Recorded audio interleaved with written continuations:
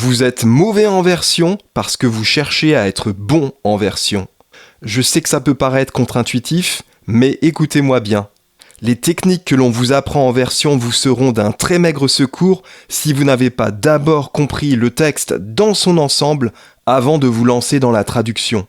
Imaginons un traducteur anglais-français à qui l'on demande de traduire Le Seigneur des Anneaux. Il va d'abord parcourir les quelques centaines de pages que constitue l'œuvre. Et soyons honnêtes, est-ce que vous voyez vraiment ce traducteur, au terme de sa lecture, refermer le livre en disant « Bon, j'ai rien compris, mais je vais me lancer dans la traduction et c'est elle qui va m'aider à comprendre ». Évidemment que non. En fait, c'est exactement l'inverse. C'est sa compréhension qui va l'aider à faire une bonne traduction. Et c'est exactement pareil en latin et en grec.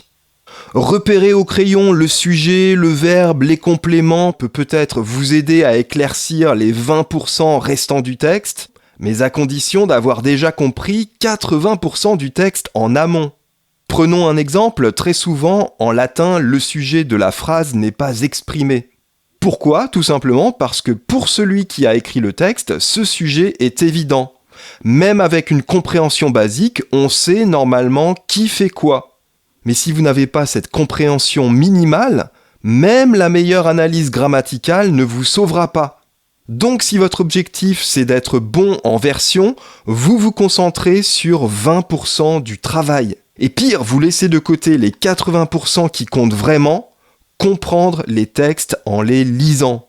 A l'inverse, si vous visez de comprendre les textes antiques à la simple lecture, alors oui, vous allez faire moins de versions, mais paradoxalement, vous deviendrez bien meilleur en version. Parce que vous aurez fait 80% du chemin sans vous en rendre compte. Je me souviens, il y a 13 ans, lorsque j'ai passé l'agrégation de lettres classiques, j'ai obtenu 13 en version latine et 13 en version grecque. Et c'était une époque où je ne comprenais pas le latin et le grec à la simple lecture. Donc imaginez combien je pourrais obtenir aujourd'hui alors que ma compréhension des textes que je lis s'est drastiquement améliorée. Et pourtant, ça fait 13 ans que je n'ai pas fait de version sur table. Alors, comment vous entraîner à comprendre les textes antiques dès la lecture ? Si on ne fait pas de version, on fait quoi ?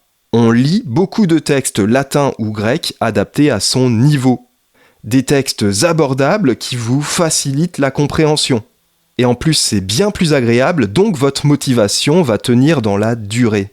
Tandis qu'avec vos exercices de version à la marche ou crève, vous avez beaucoup plus de chances de vous décourager et de jeter définitivement l'éponge.